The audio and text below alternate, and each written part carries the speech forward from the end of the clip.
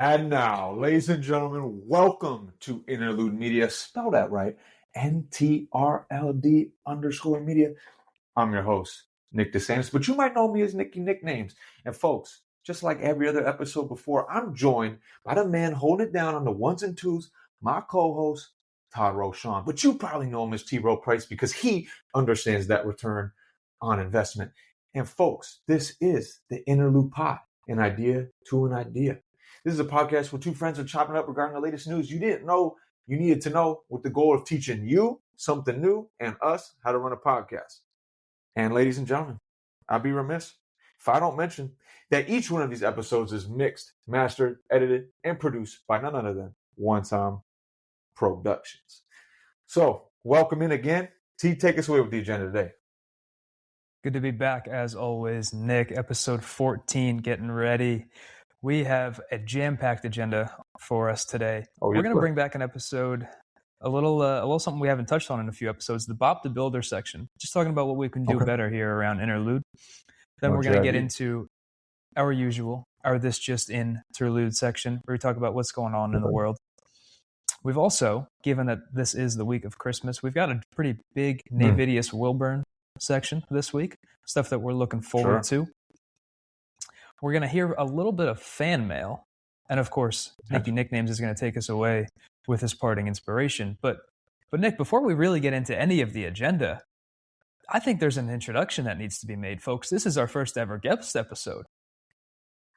Well, ladies and gentlemen, you see it sometimes. I have to hold a little secret. You know, I always got something up my sleeve if I have to. And you didn't realize that my boy was sitting right here. Ladies and gentlemen, please welcome from the great Pacific Northwest, the man who has held it on the ones and twos for a long time. One of One Time Productions' most famous, what do we want to call it, confidants? You heard it here first. This is Ben Barich, but you might know him as Benny Bikeshops, Benny Snapping Clicks. The list goes on and on. That was an awesome intro. You're welcome. Glad to be here, guys. Very excited. Well deserved. Yeah, I know. This is the first guest. What are we on? Episode, is this 14? This is episode 14. It is. So 14. First guest episode. Very, very happy to have Benny here on the show. As Nick said, a man of many names, a man dedicated to the one-time ventures of the past and now committed to the interlude ventures of the present. So looking forward to chopping it up today. Big ups. It was amazing. I'm excited. Very, very happy to be here as the first guest of the Interlude podcast. I think we just got to... jump in. T, what do we got today with the Bob the Builder segment? I think we just got to jump in. And like we said here, Benny has been a dedicated listener thus far of the first 13 episodes of the Interlude podcast. So we're eager to get your take. What are you thinking? What's working? What's not? What can we do better? You know, we're here to try to entertain all of our fans as best as we can. So we're curious to get your thoughts. I think we should mention to the fans out there, you know, everyone, the two people who are listening, Ben very much well-versed in the podcast realm. Got me into podcasting, I would say, in the beginning, just listening to podcasts and whatnot. So I think you have a very good understanding of what works and what doesn't work in this industry and in each episode. So we'd love to get your take, you know, the first few going down, what we've done well, what we haven't done well. Absolutely. You know what I'm saying? That's good. Yeah, I'm a big podcast listener. A lot of my jobs for the past couple of years, mostly by myself, so I get a lot of time to listen to podcasts.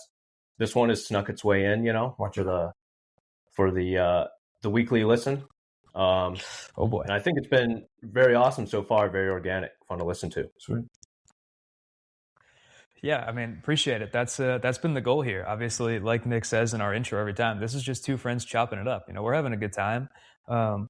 And we hope that, you know, all of our listeners, whoever they may be out there, are just enjoying kind of being along for the ride. I mean, we don't have, you know, we'll admit this is not necessarily an educational podcast. We try to touch on some current events and educate the people in that regard. But I mean, you got thoughts? Go ahead, share them, Nick. Hey, look, folks, when Todd speaks, it's like a professor's talking. You better shut up and listen. Okay, you're gonna learn something. I wouldn't go so far. This isn't educational.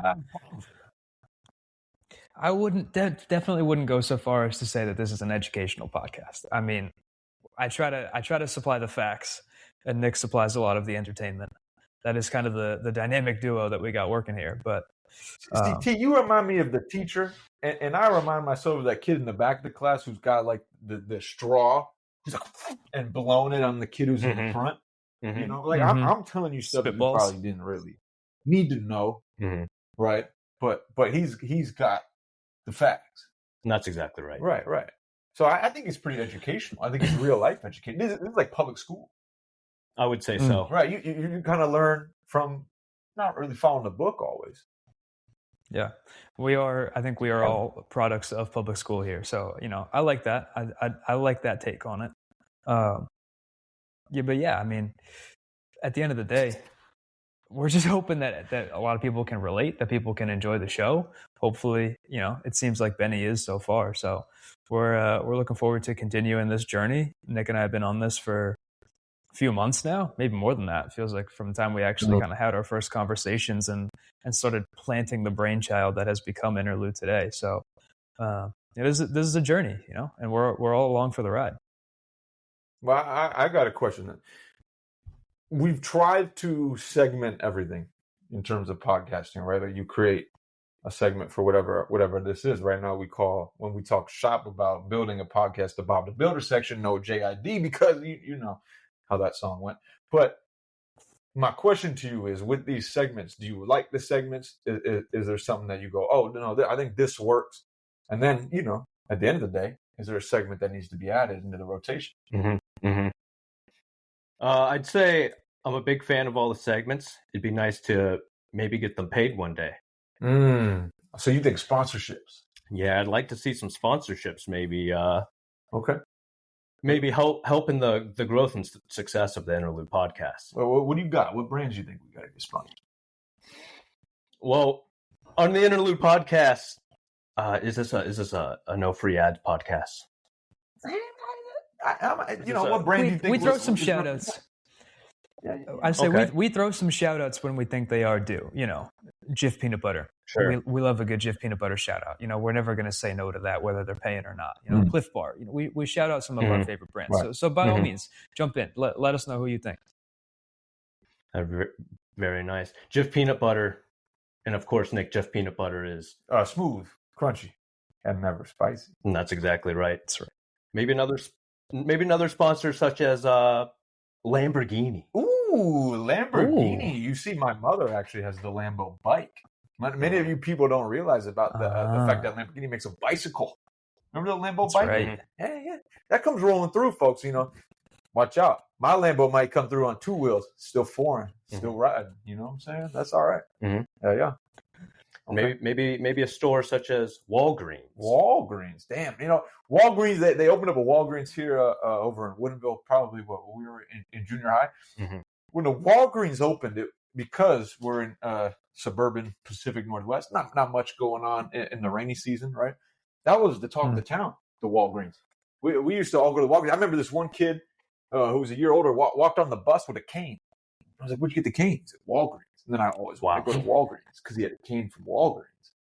That was like the coolest thing ever. That's crazy. To get a cane from That's Walgreens. Crazy. Like, that was next level. Dude.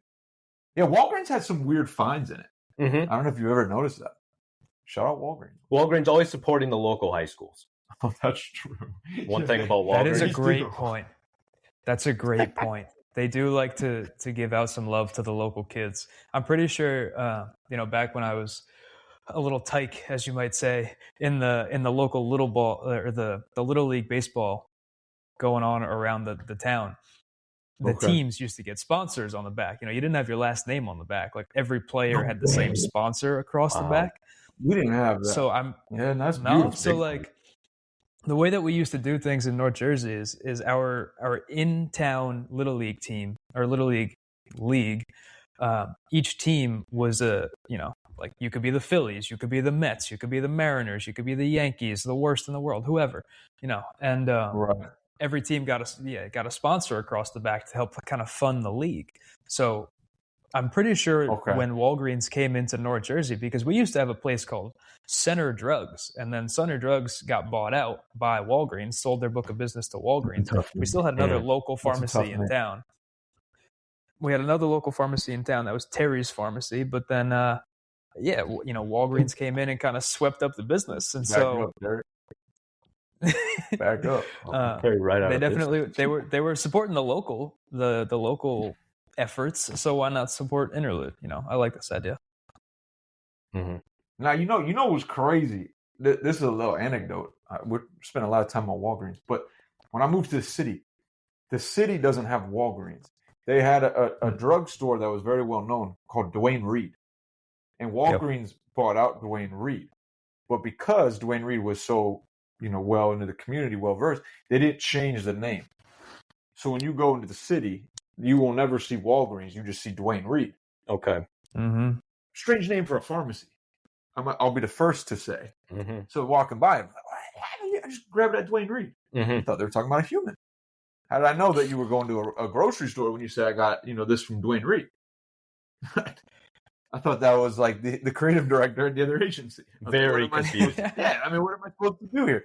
Duane Reade, like naming your business after yourself, first and foremost, I don't really love that play. I think that's a little much. But then second, to name your business after yourself and you own a pharmacy is quite strange to me. You wouldn't want people rolling up at the DeSantis? No, especially if I'm selling, narcotics out the back of that. Mm-hmm. It's a tough look. Hopefully you're not selling them out the back.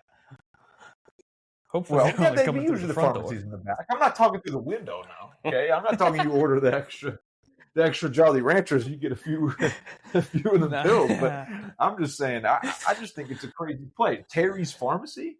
I don't want the pharmacy known, but for me, that's a big time move. I do. Well, Nick, I think it's crazy. Nick, do we I don't know. But hey, I just noticed it right now. If we're talking corporate sponsorships, where they at, bro? Hey, listen up. Slough City's finest. Where's the cut shop? Sponsored in a Interlude Pod now. Where's the cut at? That's what I'm saying. Give us a cut of the revenues is what I'm hearing. The OT Genesis section. You got it, Cuddy. You remember that track? That was beautiful. R.I.P. Dolph, man. R.I.P. Dolph. But the cut section, I don't know what in the cut. Maybe that could be a kind of a just in sort of situation. But that's nice. You have that. That's got a nice ring to it. Yeah, it does have a nice ring to it in the cut. Well, every time we do in the cut, you have to record something in the cut shop. Okay. About maybe a brand deal opportunity. Right. Brand deal ops. If you're listening, interesting.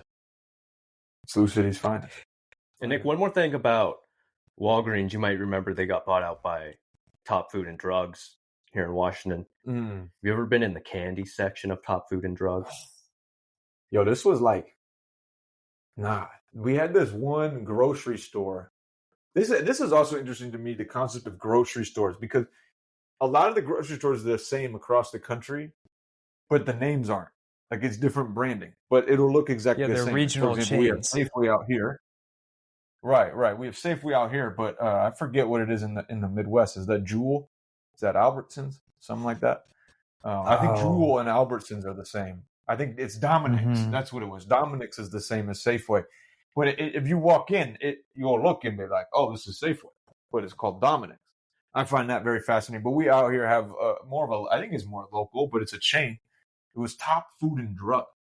Mm-hmm. Yes, sir. They got bought out by Haggins. Sure did. Haggins? Yeah, shout out. But this grocery store, now the East Coast, we know about the Wawas, we know about the Wegmans, the Publix out here. Y'all have a way too much of a respect for the grocery store, in my opinion. I've never been like loyal to a grocery store like that. But Haggins just happened to be kind of one of the more unique stores. And the candy section, as you mentioned, is massive. Elite candy section. In the back of the store is massive. Like, too much so. Mm-hmm. They didn't really have to go that hard. But when you walk into Haggins, and I want to give a shout out to our boy Doc Shavatwani one time. Haggins, especially during the pre-COVID sort of times, had a problem with the flies. Remember the flies problem that we had? Big fly problem. Big fly problem. And whenever you walked in, folks, you had to hit a fly check. And I'm not talking about, making sure your pants were zipped up. every time you went over to the donut section, that's right, there was always a fly. And so you had to make sure that it was looking fresh, right? So yeah, Top Foods lost its game after it became Haggins. That was a bad name change. Really lost their fastball. Yeah, it was tough, man. That was, yeah, they were getting hit hard. Let's just say that much. Yeah. The fly checks really did them dirty. When you got flies just floating around the glaze section, yeah, you can't have them. Yeah, that never works well. well. Bear claws. Right. The maple bacon didn't hit the same. No. That's okay. No. Hopefully they come back. But shout out Walgreens. So Nick, would you say that before, what was that, Haggins? Would you say that before Haggins took over, this was what, back when you were in high school potentially? Probably younger. Yeah, probably middle school. Yeah. Middle school. Okay. All right. Well, the reason I ask is because in our "This Just In" section for today's episode, if it is that we're keeping it, or if we're gonna switch it to "In the Cut," to be determined, depending on naming rights are up for grabs at the time. But you have something written in our "This Just In" section, Nick, about how Christmas Eve it peaked in high school, and I would like you to educate. Maybe this is an educational podcast. I'd like you to educate us. I got a little something to say about this right here. Okay, so being someone from out of town, when you come back to where you grew up, there's usually significant days that people return to your hometown. Even if you're living in New York, right? Todd, we know you're over living in Greenwich right now, but you will come back to Verona, presumably in the next few days here, based on the festivities coming up. Folks, we're recording today on what we call Christmas Eve, the 23rd, right? Turkey Tuesday. So this week, I want to, true, this is a Tuesday. We got to give credit where credit's due. Shout out to Turkey. But this week, Thanksgiving week, usually, and there's a few, I would say a few more I'm blanking on, but those are the two main weeks. Maybe Easter as well, potentially. Yeah, maybe. Out here is not as religious, so, I don't think that has big of a pull here. But weeks where people return home. Even if you're living in the city, you will come back to the hometown to be with the squad. Last year, I went actually to the cut shop, but I know, especially on the East Coast, that Wednesday before Thanksgiving is a huge day to go out. Massive day to go out. And you go see all the people, usually all the high school comes back, you name it. That is prime peaked in high school day, right? I've gone to those places and people I know from high school who, that was the mountaintop, have told me that. Now I see. This is the best day of the year. This is my favorite day of the year. Everyone comes back. Now I see where you're taking this. I don't need that. I don't need that. But then I started thinking, I said, I don't think the Christmas season really has that like Wednesday before Thanksgiving vibe. But why is Christmas Eve not that? So me, I'm trying to peak in high school. I'm trying to make that the day. Okay. Like, for example, I'm going to the cut tonight. I'm starting it, folks. And so I said, look, this is a week transition between last week to Christmas, which is my birthday week, right? I said, birthday, overrated. Christmas Eve, I want that to be Nick DeSantis Day. I want it to be like, no, that's the day. That's the peak. That's when you want to get the squad together. Now, I want that to be like the Drizzy Drake Day, where if I went to my high school reunion, it might be worth an appearance because I had to make sure everyone went through security clearance. Right. That's kind of where I'm going with this. I think there's a lot of opportunity the day before. This is like in the whole Christmas, but no one's really celebrating. That's a missed op, dude. We don't have work the next day. Why don't we go out that day? I don't know anyone who really goes out today. That's a great point. And that's what I'm saying. So I'm just thinking that this day has a lot of opportunity and potential. And I just wanted to point that out to the folks. And two, a lot of people are spending time with their families on Christmas Day. They might spend time with some other people the day before. Right. That's right. You were going to be kind of a buffer period. Right. You're going to be with your family for the next 2 days, presumably. Right. And so why not the day before you go out, kid with the friends? And hey, I like throwing the peak in high school thing because I think it's funny. I don't think that's true, but I'm just trying to kick it with the homies. That's what I have to say. Yeah. No, I like this idea. I think this is a good take. Now I definitely see where you were going with this, the direction that you were headed in. Who knows, Nick? Hopefully one day the Interlude Pod does get us to the point where for our high school reunions, people do need to go through security clearance because there are going to be some celebrities in attendance. You never know. Never know how far this thing can go. That's okay. You never know. You really never know. But no, I like this idea. I think you make a fair point. I really don't know what it is as to why Christmas Eve is not as big of a deal as Thanksgiving Eve, even though Thanksgiving Eve isn't. It's not a day, but it kind of is a day, right? And Christmas, maybe it's because Christmas already has Christmas Eve, that like it already is a 2-day affair. Is 3-day affair too much? I don't know. I can't put a finger on it, but I like this idea. I think it's definitely something that we can try to proliferate.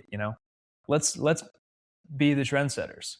We don't need to be reacting to world news. We can start the world news. We can set Christmas Eve up as the day. Spin it up. That's what I'm saying. I like this. Thank you. Well, to your point, we also mentioned that this is the week of Christmas. This is Christmas Eve. Right. Today is the 23rd. So what else would be the Navidius Wilburn section for today's episode other than all of the festivities that go along with Christmas Eve and Christmas Day? Then I think this flows right in. Okay. You have the day before. You better go out and you better have a few drinks, folks, because especially if you come from the Italian household and now you got to go to Christmas Eve, you're not eating the bacala sober. Okay? You want to talk about we got to get into fish. All right, you're not. We might need. You're not cutting into that cod. You're not cutting into that cod without a drink in you, without a little chew. No, we might need a little bit of education here. To your point, so I'll come at you with the facts here. It is an Italian American tradition here that in the United States on Christmas Eve you have the Feast of the Seven Fishes, and so it's pretty self-explanatory. The meal for Christmas Eve, for the meal for Christmas Day, a lot of people, it's the Christmas ham. That makes sense, right? On Thanksgiving, it's the turkey for a lot of people. Cool. For the Italian households in America on Christmas Eve, it's the 7 fishes. So that's 7 different types of seafood on the table, available throughout the evening. For my family, that comes in, usually we got 4 or 5 of them that serve as kind of appetizers, and then the other 2 or 3 are the entrees in a way. But to Nick's point, one of the classics, one of quite frankly, it's my 90-year-old grandfather's favorite, is the bacala, the salted cod. And that's really all it is, folks. You take a fillet of cod, you put some salt on it, and then more, and then more, and more, and more, and more salt. You make it as salty and dried out as possibly can. The reason being is because we didn't used to have refrigeration. You needed something that would help to cure the meat and to keep it so that it could stay for its, weeks-long journey across the Atlantic. But I mean, this is from the motherland. Nowadays, we just do it. Right now, we just do it. We do it for the tradition, and I mean, personally, I'm a fan of the Feast of the Seven Fishes. I think it's a continuation. It's a tradition, rather, that I'm planning to continue as I grow up and start to be able to host holidays and whatnot. But I don't know if the bacala is going to be there. I'll be honest with you. I'll come up with some other 7 fish that'll be in attendance. Yeah. Wait, give us the rundown, Todd, of the 7 fish right here. Well, so here's the thing. I think every Italian household probably does things a little bit differently. I can speak on what my family does personally. Like I said, we normally have got 4 or 5 of them that are the apps and 2 or 3 that are the entrees. This year, I was just talking to my mom about this. This year, let's see, we got the calamari to kick things off. Yeah. We're going to have the shrimp cocktail. We're going to have some stuffed clams. Sure. We'll have mussels.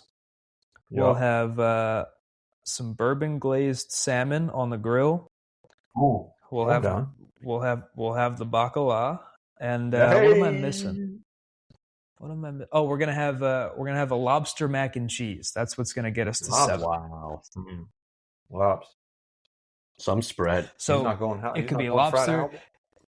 No, in the past we've also done some king crab legs. We've done crab cakes. Right. The linguine with the clam sauce. Sure. We got the stuffed clams, but you could do the linguine with the clam sauce for sure. You could. In the past, when I was younger, back when my grandparents used to host, we did the tilapia. I think that was just also kind of a staple of having the tilapia on the table. That was before the salmon came around. Yeah, so I think the different 7 fishes vary depending on the household, but nonetheless, it's an evening full of seafood, and especially like Nick said, if you're going to be diving into that bacala, hopefully you've had a couple drinks in you. So I know personally, not only am I providing the shrimp cocktail for the evening tomorrow, but I'm also providing a bottle of red and a bottle of white so that people can be adequately liquored up. He's going double dipping. So the 7 fishes are a meal leading up to Christmas, correct? They're not a Christmas Day situation. I think you're technically not supposed to eat meat on the eve. Correct. That was something that like one of the popes said back in whatever day.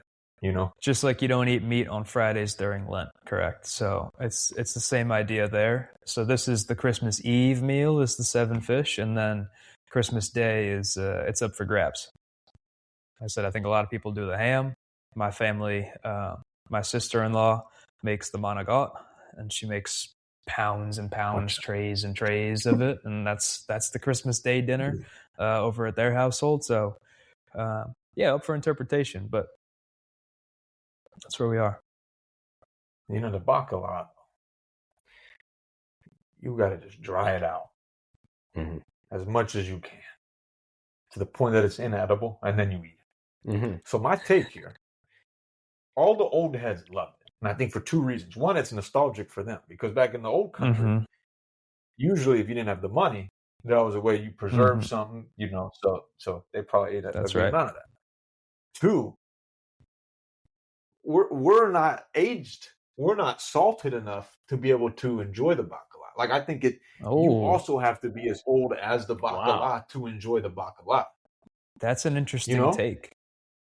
Right. I don't have enough salt in me. Like either I just need to be your body never adapted to the bacala. I don't think yet. I think I need more salt in me in order to enjoy the bacala. I don't think I'm dry enough right now. I'm not ashy enough for the bacala. Okay. Right? Too much moisture.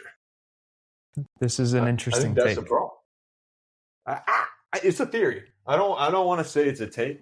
I think it's up for debate, but I do think it's an interesting theory to figure out. Who enjoys the bacala? I think that's fascinating. Mm-hmm. But, so you're not a fan of the bacala? I don't think any human on Earth should be. Okay. Respectfully. Todd, what do you think about the bacala? Yeah, no, I mean, I'm with Nick on this one. It is certainly not my favorite. I make an effort every Christmas Eve to make sure that I get at least a bite of the 7 fishes. And I think when it comes to the bacala, when it comes to the bacala, though, that's a 1 bite. Everybody knows the rules, and you kind of leave it at that. Right. In terms of the full fillets of the bacala, that's for the grandparents. That's for the aunts and uncles. That's not usually staying around on my plate. I'll say that. I'm telling you, the youth doesn't eat the bacala. There's going to be a problem in the motherland over there in Italy. I don't think the youth are going to make the bacala. I don't know. We'll see. I think, but I'm wondering though, if you get older, maybe you start to attract the bacala. Mm-hmm. But also, I think to close the loop, one of the greatest names for an animal in the game, the bacala. It's good to say. Oh, it's beautiful. It just flows really well. It's good to say. Do you think if it wasn't called the bacala, people would maybe not be eating it? I agree. I think if it wasn't called bacala, if it was just called salted cod, I don't think you'd go for it. But because it's the bacala. Like if you just referenced it as cod, I think it's game over. That bacala might mean cod in Italian. I actually don't know the translation here. Como se dice? But yeah, bacala is just a great word. I think it just needs to be more in the context of the world. Yeah, I agree. Promote the bacala. As a guy who's never had bacala, theoretically it sounds like it could be quite good, but I'm understanding that might not be the case. Yeah, but what's also great is that like little dessert sweet treat. It's like baklava. You're thinking of a ski mask.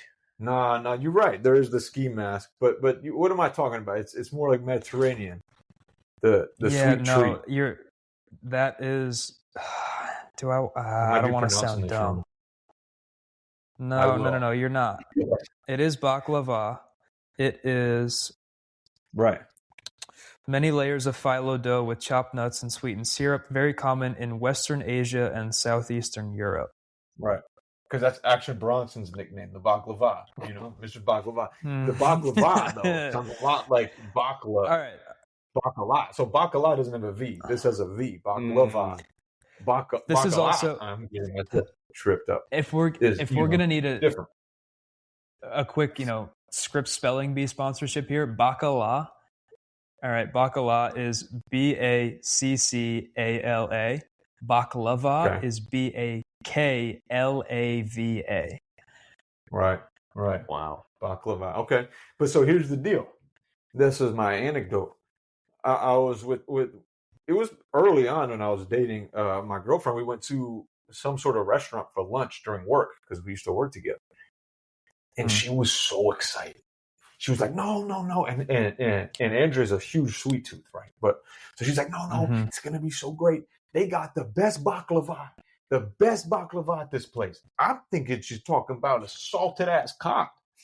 I don't know if you know me well enough yet. Like, I'm not really trying to eat that for lunch. It's not like your breath smells great after you have the baklava one time. So I'm sitting here like, I'm pretty nervous to go to this lunch, and then I get this little tart, and she's like, "Oh, you gotta eat the baklava, I'm like, "This is not baklava.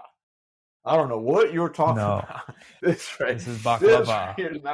Well, I'll tell you, the baklava tastes extraordinarily times better, and she was not wrong, but it tastes extraordinarily times better than some dried ass salted cod. But sure, there's not as much respect. I will say, if you gotta go through, you got to go to the right part of the world. About the baklava, it takes so long to cook. So if you were taking so long to cook something and then it's excellent, it's like, damn, you really earned it. But you just made one of the worst foods possible.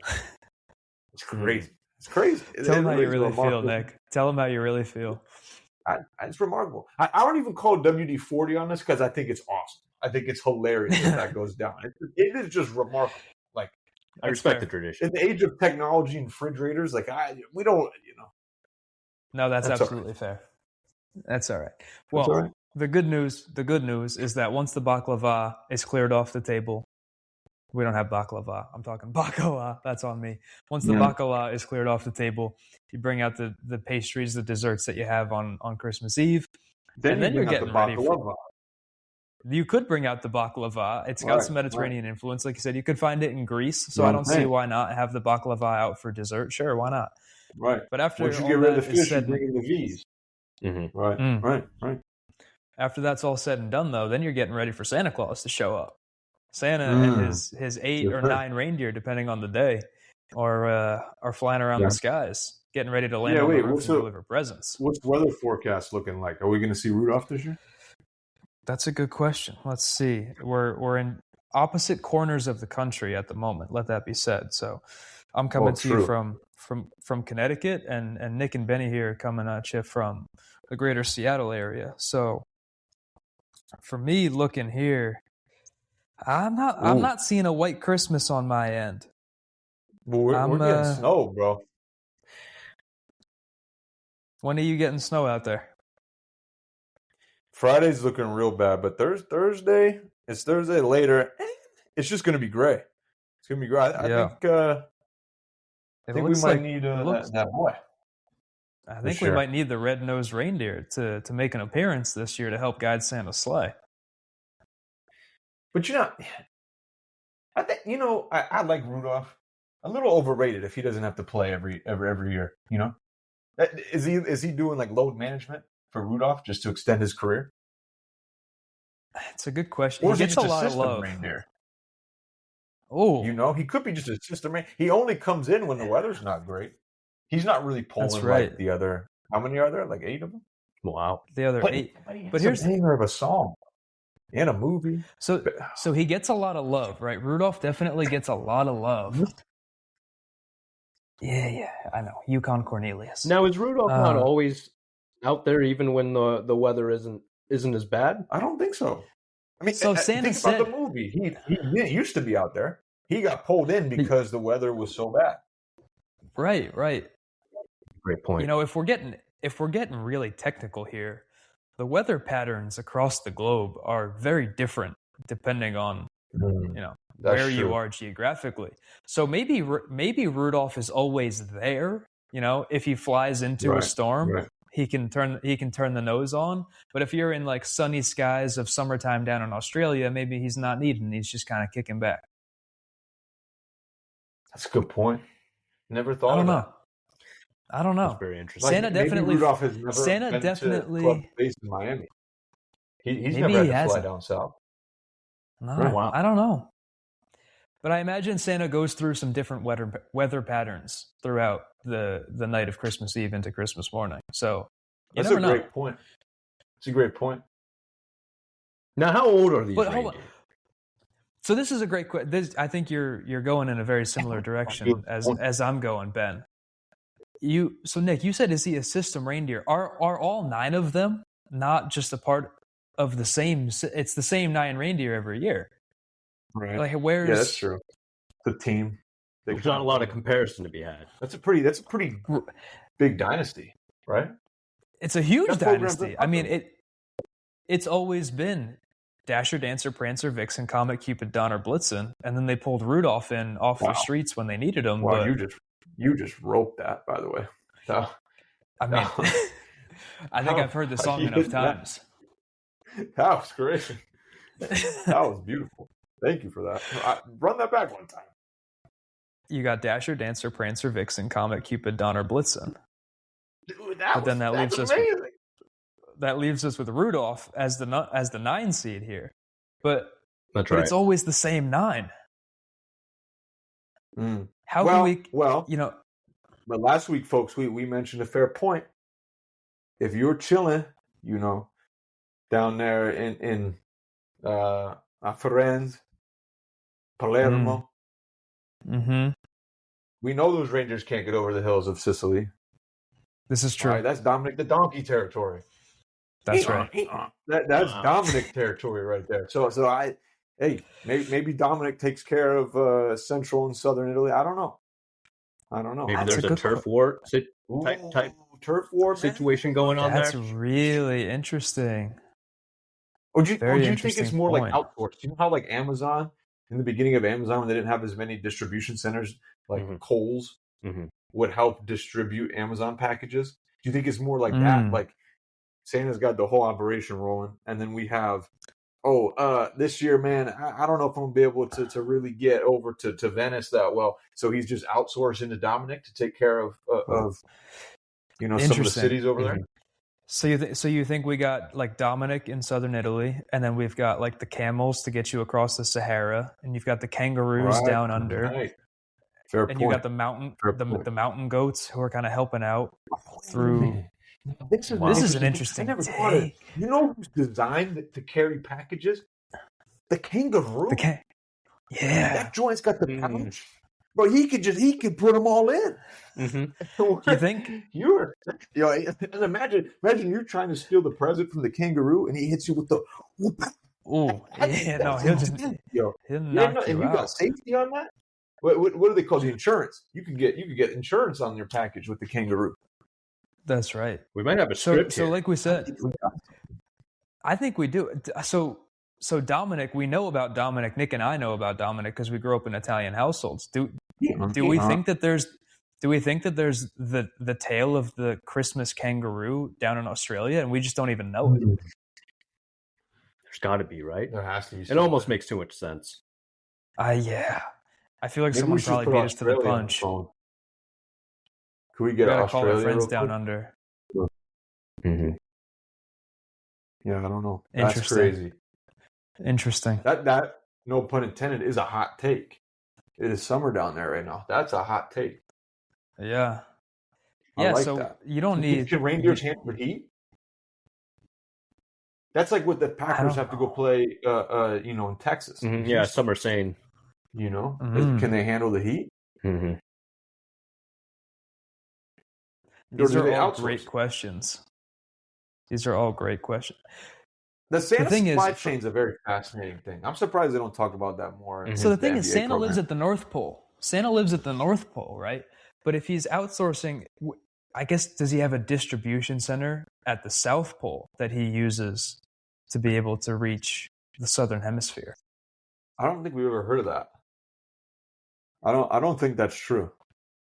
I mean, I know in Buddy the Elf, in Elf the movie with Will Ferrell, Buddy says that, he's a South Pole elf, meaning that the South Pole elves are the evil elves compared to the North Pole elves, that they're not as not as friendly, they're not as nice, right? So I would imagine Santa probably is steering clear of the South Pole. So he must be using the kangaroos. I feel like that's the only logical explanation on how he's going to get across, the mass that is Australia. Mm-hmm. And did you guys ever use the Santa tracker? Yeah. Shout out the Santa tracker, man. Yeah, you always had to pop that thing on. Yeah. Mm-hmm. Had to know when he was coming. You know how, like, when, especially here on the West Coast, when it hits midnight, but it's 9 o'clock for us, so it's 12 o'clock on the East Coast on December 31st. So as you watch the fireworks go off, but you still have 3 more hours. That's the Santa tracker. Like, you're just seeing other people celebrating because Santa's hitting them, but you gotta wait. That's right. That's tough. Yeah, but that's true all across the globe, right? I mean, that's why we got time zones. Santa's got to start at the international date line and work his way west in order to hit everybody at midnight. So does Santa even lose time? No, it's always midnight for Santa. I think he flies in such a way that it's midnight everywhere he goes because he's timed up with the circumference of the globe. Dude, he literally might be one time. He literally only deals with one time. And it's midnight. That's crazy. This is a revelation here, folks. For all of our dedicated listeners, I don't think you realize how big of a moment this really is for us to realize that Santa is one time. And one time is Santa. Because one time brings gifts to everyone who listens. Hey, look it. One time's as real as Santa. If you believe it exists. Okay? So buckle up. That's right. Buckle in. Yo, no, that was crazy. Great. I don't think I've ever debated Santa Claus as much before. That was crazy. Well, I mean, the best part about it is, we could talk ad nauseum about Santa Claus, but ultimately Santa takes us to Christmas morning, right? And then that's when the kids get to wake up and find all the presents under the tree. Correct. Everyone's enjoying their hot cocoa, enjoying their coffee, ripping open the presents, right? And then what do? You get ready. You get dressed again, you go over to another family member's house, or you got more family members coming over to yours to celebrate the day. And what are we going to do? We're going to sit around the table, we're going to eat, we're going to chat, we're going to drink some wine, or we're going to go throw on Netflix and watch some NFL football. Nah, bro. Nah. I don't even want to get into this right now, but WD-40 me, please. Christmas is a basketball day. And I know I have some football heads in this room right now. And hey, look. You do. I'm cool on football right now because my Bills and my Seahawks are looking good this year. But stop it. LeBron said it best. This is our day. That video is awesome. But yeah, LeBron said it, but then you look at the numbers and the NFL just absolutely outpaces the NBA in every possible metric when it comes to viewership on Christmas. Terrible. I think you guys just don't realize, like, the NFL right now is kind of like AI. It's taking over, whether you want to admit it or not. It's like consuming you. It's like, and I know that what the NFL is. It's kind of like the algorithm, the TikTok algorithm. You think it's awesome right now, but wait. At one point, it's going to get too much, and you're going to freak out. I'm calling it here first. And Netflix. Why is the game on Netflix? I mean, the answer to that question. The answer is because of money, right? The NFL makes more money if they sell those rights to Netflix than if they just aired the games on NBC like they normally would. Netflix, I think that brings us just picked up podcasting. Would you guys ever get picked up by Netflix? Ooh, I didn't know that. Hey, I didn't know that either. That's this just in, folks. Yeah, Netflix now offers podcasts. Netflix is Netflix. They're really going after it. I have no hate even on them. I just don't get the system. Are they going to become too ubiquitous? I mean, they just acquired, or they're in the process of trying to acquire Warner Brothers studio, right? So they're trying to get access to all the HBO products, to the Batman products. All of that would fall under Netflix if this deal goes through. So Netflix is really, they're pervasive in all aspects of media, it seems like. What a great word. Yeah, that's tough scene, man. I don't know about it. Watching the game on stream, bro. That's a big problem. I mean, I think too many services. There are too many services, and I think that is definitely something that needs to get solved in the near future. But that's unfortunately for us, that's not going to get taken care of in the next 48 hours. By the time these football games are airing on Christmas Day. But Benny, you brought up an interesting point earlier about watching a football game on Netflix. I feel like we might need to break out the grease for you here, bro. Yeah, I've got a big problem when they put the sports I'm trying to watch on the streaming apps. Why is that now? Say you're watching the Cowboys Commanders on Christmas. Okay. And like you're saying, Nick, the NBA, is it the NBA's day? Is it not? Who's to say? Maybe you want to cut into whoever playing on Christmas Day. Are you gonna leave the whole Netflix app, go back to your cable or your YouTube TV? Are you gonna jump back over to Netflix to come back when the commercial's over? It's a whole big problem. That I see what you're saying. See, you're telling me like, okay, look, I'm a football guy, but halftime, I'm not watching the Post Malone performance. Mm-hmm. I'm trying to go see what Jalen Brunson's dropping. I'm just saying, maybe you want to flip around every once in a while. And I like that, but you can't flip around on the stream. Not at all. Not at all. You bring up a good point. That's a pain point for a lot of fans out there. They're basically making the assumption that the football fans and the NBA fans are mutually exclusive of each other, that they're not the same people. And that's really not a good user experience. Right. Why don't we just combine it? If this has to be such a big deal, and make the Knicks play the game the Giants were going to play, they won't do much worse. And then the Giants have to play the game for the Knicks. You see what I'm saying? Like we just flip it. You said it's Dallas versus Washington. Okay, yeah. So the Commanders become the Wizards, and we have the Mavericks, the Cowboys, right? And we switch that. So we watch the Mavericks play the Wizards in football. You're talking about multi-sport scheduling, right? I mean, it's Christmas. Why, nothing should be crazy serious on Christmas, right? This is a time for families, fun, and entertainment. So I'm saying, and I think you've got a great point here. I want to see the sports flipped. If look, I'm with LeBron and saying I think it's Christmas, NBA Day. So I get very upset at that. But look, the NFL wants it; they got to come earn it. So the NFL one of the NFL teams has to come beat an NBA team in basketball, so they can have that day. That's my take. That's my podcast as a I'll solution. build off. This is absolutely. This is podcasting as a service. We are a solutions-based company. That is absolutely what this is here. I like this idea. Here's just my 2 cents on it, though. If you put an NFL team, and obviously you can't do a whole team, right? Because they got 53 guys versus what's an NBA roster, like 20? All right, fair.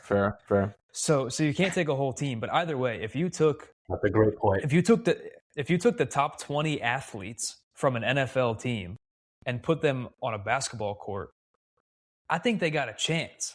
But if you took an NBA team and put them on a football field, I don't think they could handle the hits. I don't think the coordination is different. No shot. I think basketball has a better chance to translate to football than vice versa.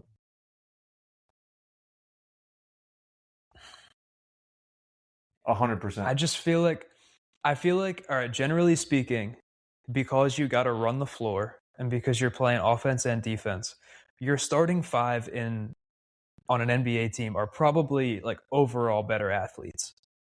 If you just had to speak like pure athleticism, but I feel like in terms of teamwork, sure, and in terms of skill translation from one sport to another, I feel like football players could make a switch and ball out on the court pretty well.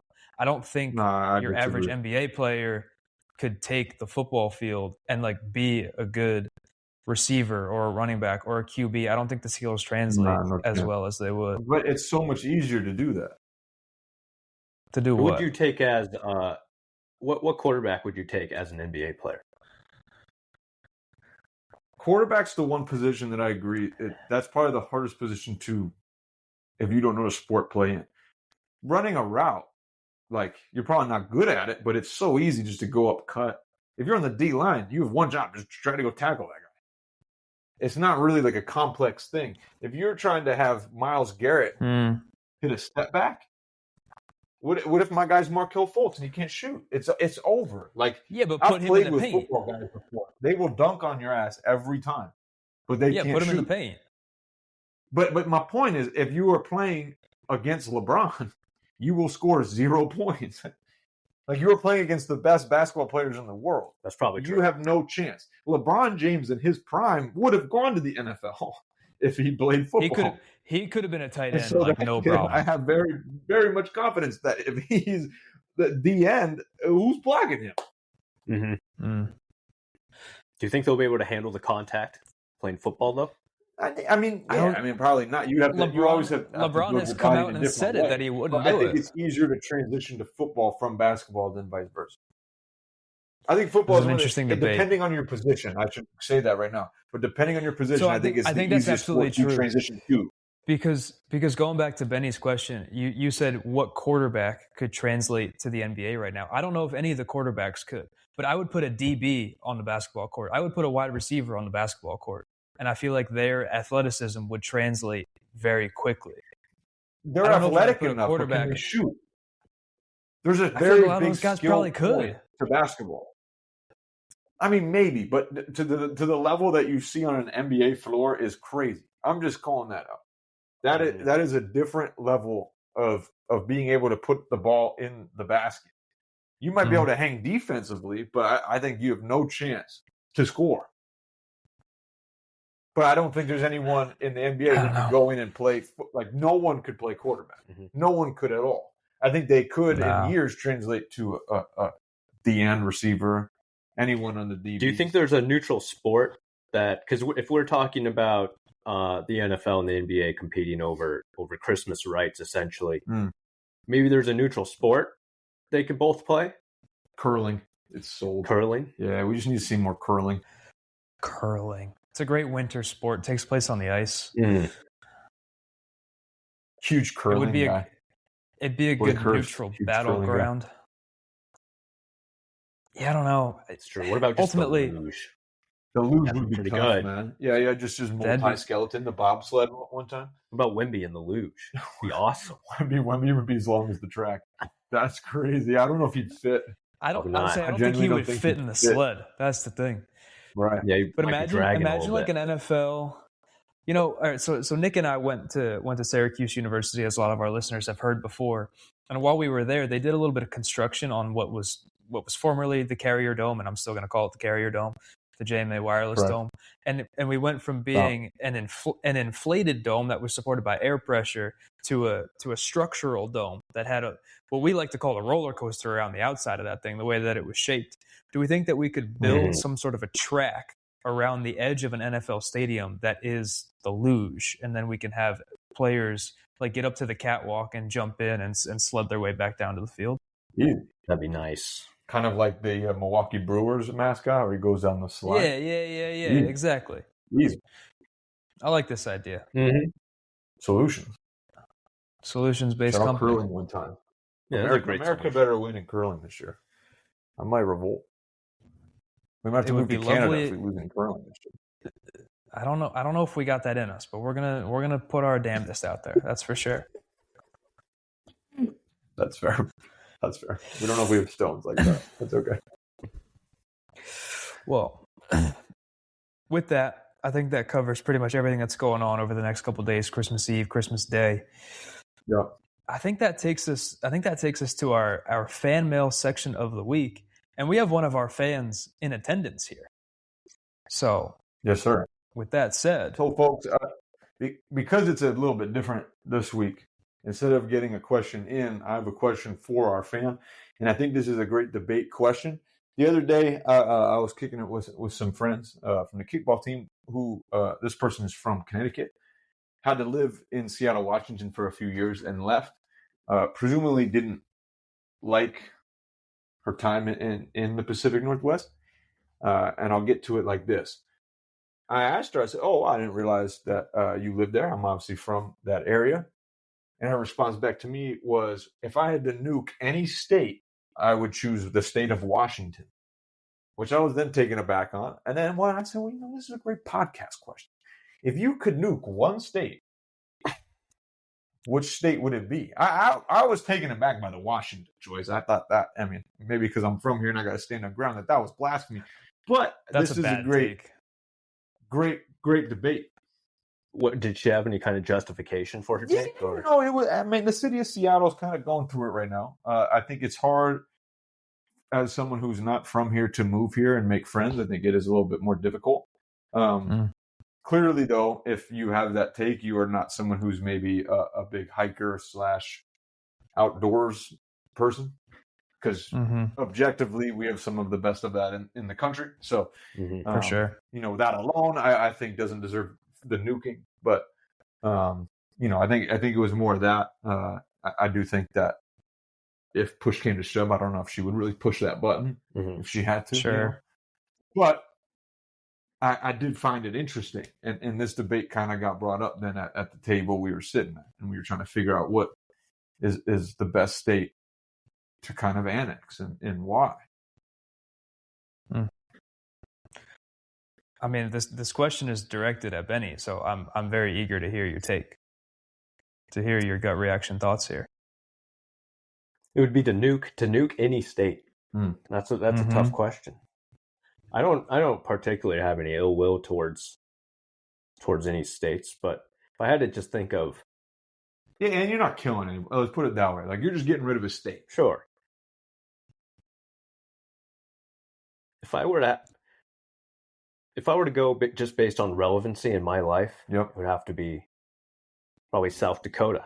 I can't really name anything that's ever come from South Dakota. I think that might just be biased. There may be lots of big things from South Dakota, but no, I think you're slightly off, because I think my solution would be the one directly north. North Dakota? Because you have Mount Rushmore in South Dakota. Okay. But name me one thing in North Dakota. Name me one town. Bismarck. Right. I think it is Bismarck. That's the capital, I believe. That's all I got, though. Okay. All right. That's it. Maybe sports? And North Dakota, with it being the bordering of Canada, if Canada just ingested it, then it makes sense, right? Like if one of the I see the direction. Nebraska, what has Nebraska got? But then it's in the middle of the country. It's a bad look, and we lose a lot of production. Then someone had an idea, though. If you nuke Nebraska and fill it with water, now we just have a Great Lake. And I don't hate that play. Now we have that's interesting. Water, vacation spot. Yeah, potentially. Water has an influence on my answer, at least my gut reaction when I first heard this question. Okay. My answer was going to be Florida. And now, watch out. A lot of people are going to say that's probably not a good take. A lot of people are fans of Miami. People are fans of Tampa, whatever it may be. That's all well and good. My reaction was originally for the stereotypes of the people that come from Florida. Now, have I personally had a lot of negative experiences with Floridians? Like, no, maybe not. I think any person from Florida who I've met is generally a good person. So I don't have anything against them in that regard. But in terms of Florida, it's the flattest state that we have. I think the highest elevation point in all of Florida is only like 30 feet above sea level. The thing is probably going to get, underwater in a matter of years anyway. So we don't really need it, Right. Okay. Do you have any thoughts on Florida? That's my gut. I mean, I heard the Florida take, and it's very like if you were to annex Florida just geographically, I think that's the one that makes the most sense. Might not because make a big difference. It's so out of the way in a sense, right? But and you can make that argument with the Hawaii / Alaska, but Florida, I think, has such a unique culture that a lot of other states don't, and has a high relevancy. I also think, and this is my point of why you need to keep Florida. I think our Olympic teams would be significantly worse. Our sports teams would be significantly worse if you got rid of Florida. Yeah, but that's just Florida produces. But that's just because California, Florida, Texas produce our best athletes. But that's just because IMG Academy is down there. You could relocate the school elsewhere, and it would have the same type of production. But because the weather's good enough that you can play sports all year round. That's why some of the best athletes come from there, because you can live there and do that. That's why IMG is in Florida. You see what I'm saying? I think there's a huge point there. It also has a higher population than like a Mississippi / Alabama, so you have more of an opportunity there to breed that talent. So I think it's worth the putting out. I think it's worth the debate. I think an answer, a slept on one. I actually was going to roll North Dakota, so I like where your head was at. But one folks that I really need help. And other than the fact that my fake identification when I was in college is from this state, West Virginia. I come on. Personally, I don't love the state. I don't love the state situation where we got North and South. Be your own person. West Virginia.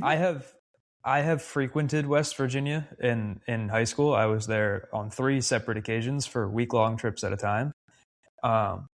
And so I've been there, and I can hear your argument. I think what we're getting closer to at this point is redrawing the map of the United States, and it would no longer be 50 states, because North and South Dakota, you're saying, would just become Dakota, right? North and South Carolina would just be Carolina. Virginia and West Virginia would just be Virginia. And then, I don't know, maybe at that point, if we did want to redraw the states, California is pretty massive. Should we then split California into 3 to make up for it? Right. Make and then we have 50 states? That would be awesome. But then what do you have? Do you have North California, California, and South California? How does that work? You have North West Virginia. We would just reuse the state. Oh, you'd put it over there. Right. You could just make put West it all the way over there. Right. So you're saying that. So you're saying get it confused. So you're saying that Virginia is bi-coastal. But now we just create a solution for the athletic baseball team, because they don't want to be called the Oakland Athletics. They could just be the West Virginia Athletics. It's got a great sound. They're West Virginia. They're just based in Sacramento, West Virginia. No. I'm not even talking about relocation of state. I think this is a new take, completely irrelevant. The Athletics should just become the West Virginia Athletics. They are west of Virginia. As long as they play their home games west of Virginia, they could be the West Virginia Athletics. Okay. No, I like this. Oh, I like that. This is clean and easy. I agree. I like this. And then we just gave some hope and relevance to West Virginia as a state. Mm-hmm. Do you think other states would want to vie for that at any point, though? Like, do you think then you might end up with a situation where you have I don't know, you could have the west of Maryland somebody's, or the east of Oregon, whoever's, you know? Is anybody else going to vie for that type of treatment? You said Texas, but up north? Right. I don't know. The North Texas Rangers? I don't know how that would work. Sounds pretty cool. Food for thought. We could we can revisit this another time when it comes to another thought I had, because someone said they're going to nuke my state. I would like to have an Olympic Games every 4 years where each of the states compete against each other. Oh, this is a great idea. I would love that. Is this just sheerly for bragging rights of who is the best? Correct. Or is this a Hunger Games situation where we're eliminating some? I don't think anyone dies. I think I just want to see it. Are you talking about high school students? No. I'm talking sport. Because they do the soccer tournaments. All of these countries face each other. All that. We have the ability to do that in this country just with the states. You see, like every state produces a basketball team. Maybe you do something. I don't know, right? Like on the track. I don't care what it is. I'm waking up, because when I see us going again, someone over there on the East Coast, it's showtime. Yeah. But, hey, Massachusetts, you heard it here first. We're coming after your neck. You're kind of talking about like a Little League World Series situation, right? But with way more sports. But I like that. I like that. And then if you win, maybe there's something to do with the Olympic. I don't know. I just like this. I like this concept. More sports. Right? I don't like. Look, if we do gymnastics, wherever Simone Biles is from, they're winning. But good for them, right? And so the problem is, I think if you do that, California, Texas, Florida are going to be reaping a lot of the benefits on this. But imagine Alaska, that little David versus Goliath situation. California's coming in here with the starting five, okay? And then guess what? Hey, that 16 seed Rhode Island came in and just beat California on a neutral site because it was in West Virginia that game. That's over. A little neutral site, you never know. Who's gonna be traveling? That's true. There's no home field advantage there. I love this. I love this idea. This is truly podcasting as a service. I think this is not a service to ourselves. This is a service to America. If we can make this a reality, right? I agree. To the people, and these are all free ideas. Right. For now, Benny, don't get ahead of yourself. To do this? The government, United States government, you got to pay for that. We might need the IOC. We might need the Olympic Committee. We need the United States. The United States Olympic Committee might need to get in on this and organize the national tournament that ultimately feeds the international tournament. Right. I like this. All right, we'll get somebody on the phone. We'll make it happen. Cool. Thank you. Love it. Thanks for believing in me, boys. Well, with every episode, we always like to wrap things up with Nicky Nicknames offering us a little bit of his parting inspiration. So, Nick, with you and your guest of honor in the room with you, Benny Click and Snaps, what do you got for us this week to take us out as we get ready for Christmas? No, sure, folks. I don't have anything crazy this week. Okay, keeping it chill. You got a big week ahead. Big week after that as well with the new year coming in. We're getting it started. We got the first guest on the pod. I think that's pretty inspirational to me. My boy here has always been telling me to get into podcasting. So I don't see inspiration. Benny Bikeshops, man. Thanks for pulling through. Thanks for doing it. Always been fun. Always doing the content and all that. So I feel like this is where it started. You know what I mean? Was here. So it's cool. It's cool. I love that. And now we got T obviously involved, and that's the present. So this has been a great time. Thank you. But yeah, no, I think for me that's what it is, and I hope everyone tuning in, everyone listening, so our parents, I hope you have a great holiday. Okay, I hope I make your holiday great. As always. You know what I'm saying? As always. I mean, enjoy the bacalao. Like you said. That's right. Absolutely. Everyone get out there, find your Italian friends, find your Italian ancestors, and enjoy the bacalao this Christmas Eve. But Benny, it was an absolute pleasure. Thank you so much for joining us today, being a part of the pod, being always a big supporter of the content that we do around here. Much appreciated to you, to all of our dedicated listeners. So folks, I think that concludes another episode of the Interlude Pod. That's Nicky D and Benny Bikeshops. I'm your co-host, Todd. We hope you've enjoyed listening to this episode half as much as we've enjoyed making it for you. Because we had a ball. Now that bullshit is here today and gone tomorrow. So without further ado, folks, we will see you next time. Good night, Seattle. Good night, Connecticut. Good night, Seattle.